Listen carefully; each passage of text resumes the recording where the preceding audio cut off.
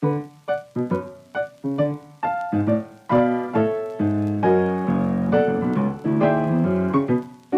of the main reasons that her relationship is working so well is because she took the time to get clarity about what she wanted in her life, what was essential for her in the right relationship. People in their 20s don't do that. Unfortunately, they kind of, bump into whoever shows up. There's attraction, there's chemistry, and boom, there's dating. Well, now you're a little older and wiser.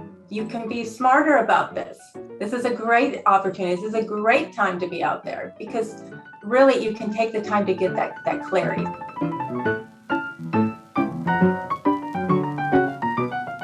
Hello, and welcome to Not Born Yesterday, a podcast dedicated to older adults and the challenges and joys of aging. I'm Miriam Goodman. Not Born Yesterday is brought to you by Next Village SF.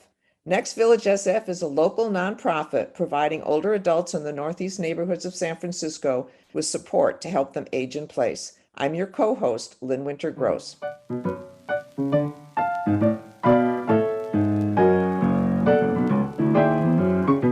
You probably won't be surprised to learn that there are currently 54 million Americans over the age of 65, and almost half of them are single. Nor should you be surprised that this number and its challenges apply all across the country, including the high ratio of women to men, the cost of dating, limits on mobility and living conditions, especially if you're living with your family members, the risk of sexually transmitted diseases, and the quality of life and life expectancy. Many of those singles have not dated for 30 or 40 years and have to adjust to the new reality of dating today. Online platforms are the usual path to a relationship these days, and some may be put off by the latest technology, the direct questions, and other intimate things one might reveal or question before you've even met in person. Relationship experts say that seniors do have some advantages over the younger crowd. They know more about themselves and what they're looking for in a companion. They have more time to travel and share experiences and are clearer on their priorities. Our guest today is relationship expert Wendy Lyon. Dr. Wendy Lyon is a psychologist and master certified relationship coach and has been guiding individuals and couples to create lives they love with people they love. She is also a best-selling author and an expert on dating after 60. Wendy, welcome to Not Born Yesterday. Thank you so much, Miriam and Lynn. It is really a pleasure to be here with you. Well, let's start with what you think is the hardest barrier to dating at an older age. Well, I would say that what really stops most people from dating as they get older is the fears, the doubts, the worries, the limiting beliefs. I hear this all the time for over 20 years. I've been hearing, I'm too old. It's too late. There's no one out there for me. It's so common. So how does it differ now from when you're 20 and you're looking to meet somebody? Well, what happens now is you can use all that wisdom that you've gained over the many decades, and you're not in that same place of confusion that you might have been when you were younger. And I'll tell you what happens when people can shift out of those fears of being too old and not having that confidence. They gain this inner glow and radiance. And I don't see that so often. I don't get that many people in their 20s coming to me either, but but I do get the 30s and 40s and 50s and 60s and 70s and sometimes even 80s. So when there's that shift in those beliefs and gaining more confidence, there's this inner glow and radiance, feeling more comfortable in your own skin. And so often people in their 20s don't have that yet. They're uncertain. They don't really know who they are. They don't really know what they want. So you can get to a place of being more solid, believing in yourself, believing you can have what you want. What are some of those tips to get the clarity and to get you keep mentioning confidence. How do you get the confidence to try again? There needs to be a shift in how you're seeing yourself. And that's what I do the deep work with people to help them to turn things around. So instead of looking through this filter of, oh, I'm not good enough, oh, they're not going to like me, instead of that, it's changing your perspective. Like, you're the prize. It doesn't matter if you're in your 60s, 70s, or 80s. You have decades of wisdom and grace and beauty and all your talents to offer. So I help people to make that transformation and then to get clarity. So we can talk about that, how to do the clarity. So when you're not clear about what you want and need, then you rarely get it. And that's unfortunate, but that's often what happens. And most people who are younger don't have that clarity. They often settle for whoever shows up. And so here you are, a little older, a little wiser. This is a great opportunity for you to rather than just, hope somebody shows an interest and then you hang out and spend time, maybe months, maybe years even, somebody who's nice and maybe attractive, maybe there's an interest, but then you might realize, well, gosh, we're not really aligned. We don't have a shared vision for the future. Maybe we're not compatible in some really essential way. And guess where that goes? Heartache and disappointment. Well, if you're over 60, you've had heartache and disappointment. You don't need more heartache and disappointment, right? We don't want any more of that. So once you get some clarity about what you want, what's the best way to get back in the game? Yeah, well, here's one of the best ways is don't wait around to be chosen. Don't wait. Don't hope, oh, maybe somebody will come knocking on my door and I'll get lucky and Prince Charming will show up. No. You want to be the chooser. You want to get that clarity about what matters most to you, whatever those essential requirements are. They might be, basic things. Usually, I've been doing this over 20 years. There's basic things that most people want, like honesty, like monogamy, like maybe shared healthy lifestyle, those kinds of things. You want to choose somebody who matches up with you, who wants the same things in life, who's aligned, who's compatible in the ways that matter. So when you have that clarity, you can be clear about how you're showing up in the world, how you're presenting yourself. And yes, getting online is what people are doing these days. It's not the only way to meet somebody. Of course, now that, we've got this pandemic that's kind of hopefully ending and there's more opportunities to be in the real world and meet people. But there's this whole online universe that wasn't there when you were younger. So it's really another world. So that's something I help my clients with, to get a fantastic profile out there that shows you in your best light. And yes, you want to have professional photos and all that, but you also want to be so clear about who you're asking for, what kind of person would be right for you. And to be really discerning. That's something that I see people making the mistake often of not being clear enough or discerning enough. So I want to help you to get discerning so you're not wasting time with just whoever shows up. You don't want to, your time is precious. So don't waste time with inappropriate prospects. So that's one basic thing. So once you decided, okay, I'm going to go back in the game, I'm going to try it.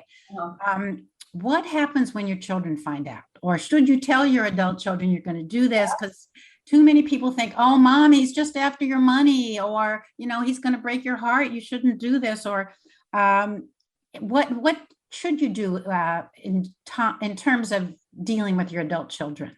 Yeah, well, ideally get your adult children on board with you. They might be able to help you with navigating online as well. So hopefully you have enough of a connection that they would be supportive. And if you don't, then okay, that's fine too. And it really depends on what kind of relationship you have with them. But if you're taking this seriously, you can say, yeah, I'm ready to meet my partner. The more you put it out there and let the world know, let the universe know, I'm ready for my next love. And it makes it more real, and they can help you. If you've got people in your life, they could be scouting for you. Maybe they could introduce you to somebody, right? You never know where this person is going to come from. But of course, you mentioned, maybe he's or whoever's out there might be just interested in your money. So safety first is so important. Let's not forget that. So yes, if you're going out there online, offline, wherever you are, safety first is absolutely number one important. So you're not going to be sharing your personal details with somebody you just met online. You want to make sure whoever you're talking to is real and authentic. How do you do that?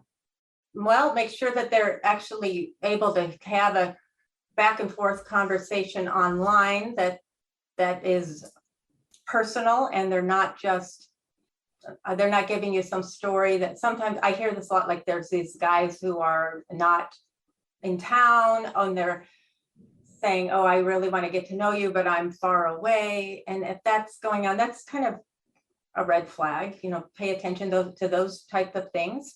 So you don't want to have a lot of long emails back and forth. I've seen this a lot with several different women I've worked with recently in their 60s, where they had the long email thing back and forth. And then another one had long phone calls back and forth, and neither of them met the guy.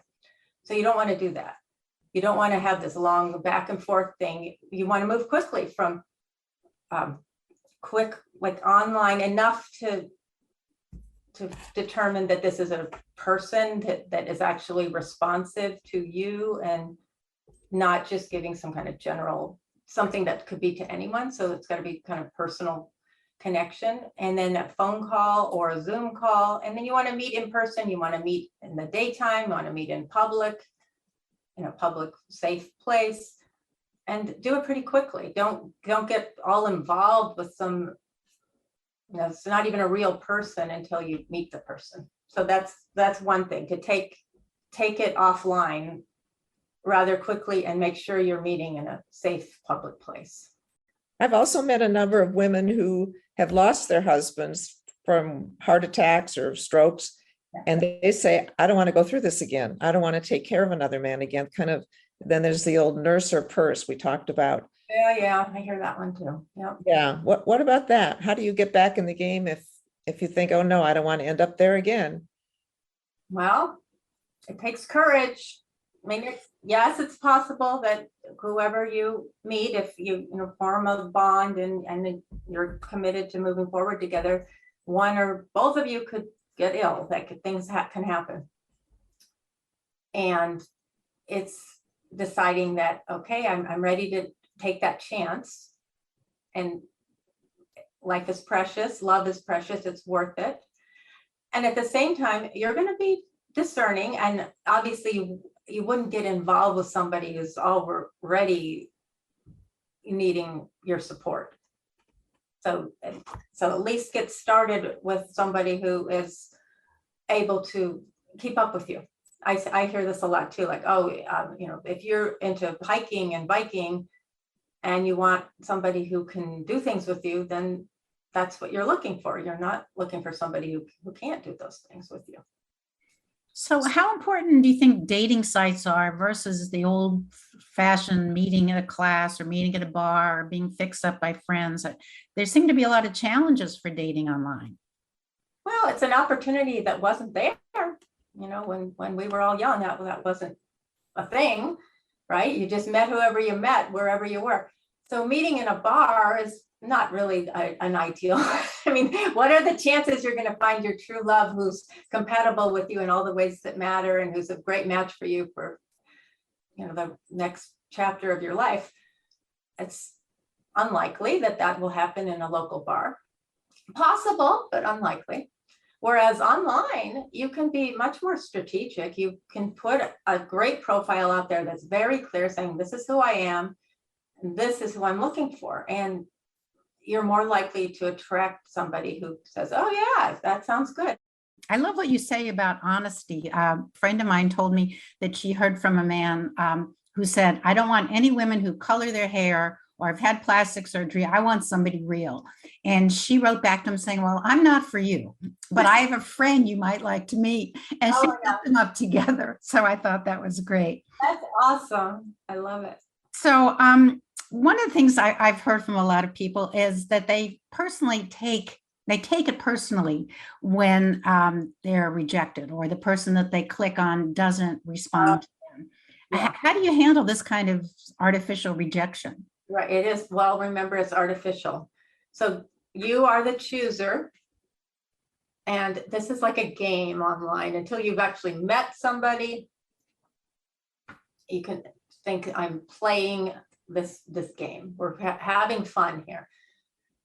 And it's not about you. So, okay, so They might not reply or click. Who knows? There could be any myriad reasons of why you're not hearing back from somebody. And your choice here is to move on and know that, okay, this person probably was not my match made in heaven, right? You deserve to be with somebody who's also choosing you.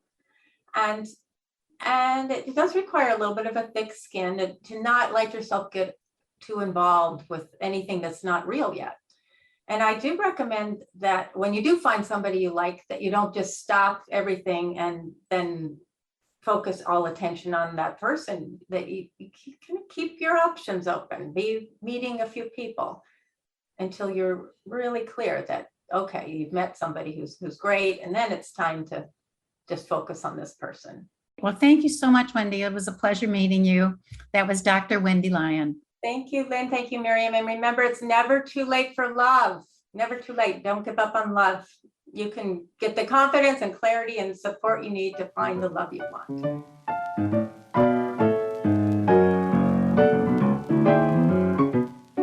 Now that we've heard from a dating expert, it's evident that dating is hard at any age. Some of us may wish for the return of arranged marriages as a way to avoid the technical and emotional issues involved. But before giving up entirely, here are some views from real people.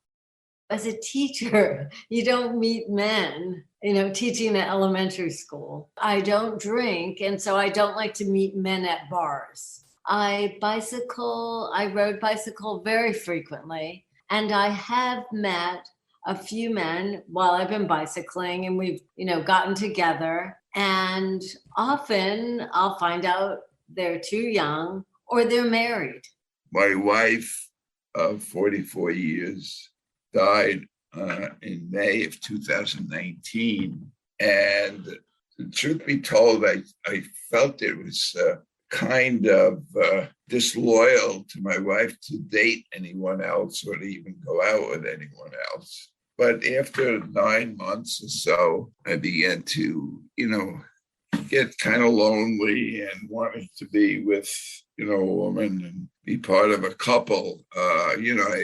I'd go out to the theater with friends and go to dinner and, relate to people in that context. But I always felt like I was a third wheel, so to speak.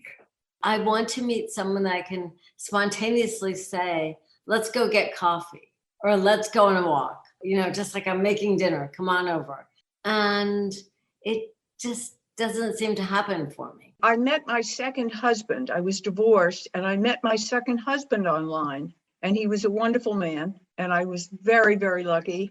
So I had already had one good experience, and then after that man died, actually it was women friends said to me, why don't you go online? I am attracted to smart, successful men, and that's pretty much what I've found. I've been taken to some lovely restaurants.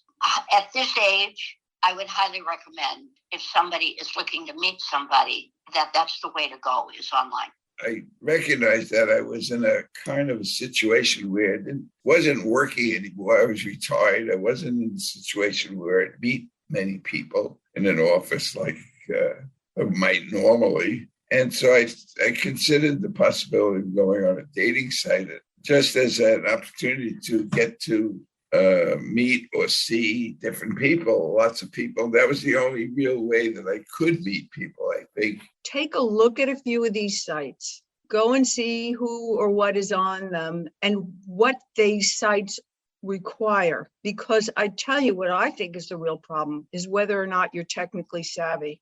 I am the biggest believer that the photo is key. In terms of my photos, I really went out of my way. And I thought that was extremely important because let's face it, in today's world, the headshot is everything. When you're online, you're emailing or whatever, communicating that way, then you can get to know the person before you meet them.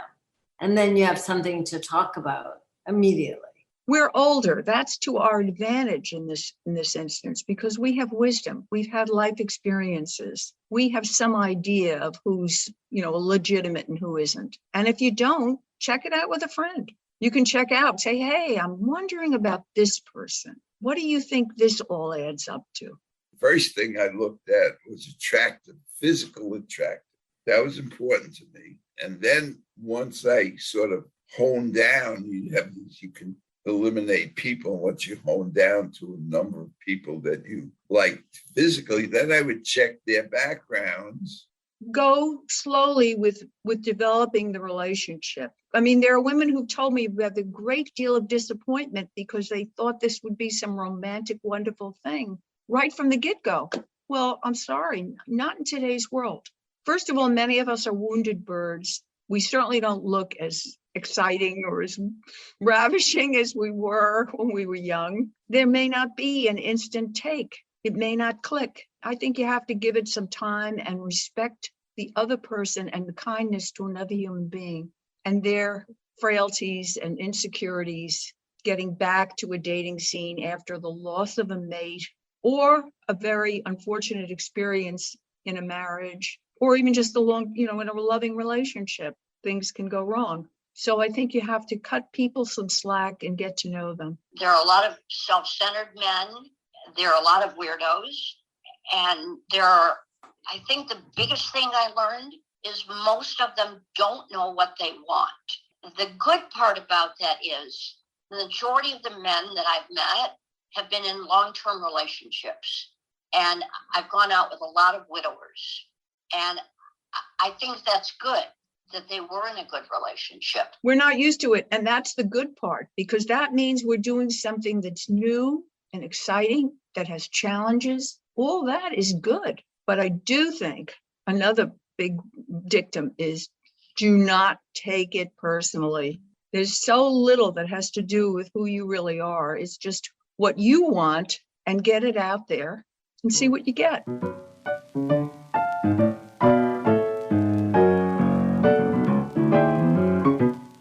Just as we have throughout our pre-retirement lives, baby boomers have signaled we are aging differently. COVID had negative consequences for many senior communities due to the more vulnerable populations, and many want to avoid continual lockdowns and testing. Yet, with the easy availability of the vaccines now, more and more older adults are seeking such housing again. And if they've lived in a city and their families are still there, they don't want to be an hour or more away as they age. As more and more of us reach retirement age, real estate developers are betting that many of us will want luxury and the perks of city living in our later years.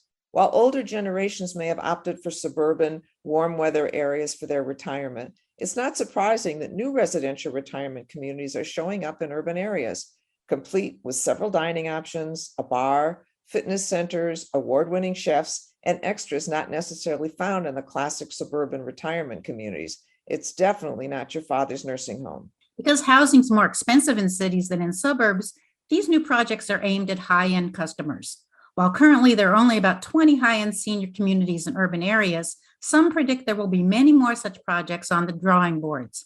One company recently opened a luxury building in San Francisco with monthly rents ranging from $8,000 to $27,000 a month. Some of the apartments are large enough to hold a grand piano, while others are smaller and cost a little less. At these facilities, meals, fitness centers, and pools, technology, and housekeeping are all included in the monthly rent, as well as access to cultural programming and transportation services. Another residence opened in New York recently, and there are plans for others in large urban centers like Boston, Washington, Los Angeles, and Chicago. Anticipating a growing interest in city living, developers are looking at converting unused office buildings and hotels and believe there are enough high-income seniors to fill them. Believing that today's seniors don't really want to slow down, it seems like a good idea. Many folks in their 80s and 90s are active and happy, and builders see an opportunity to create an upscale environment that will match their zeal. If spending your later years in luxury and in a city appeals to you, check out these new facilities. Many offer assisted living and memory care as well, should the need arrive.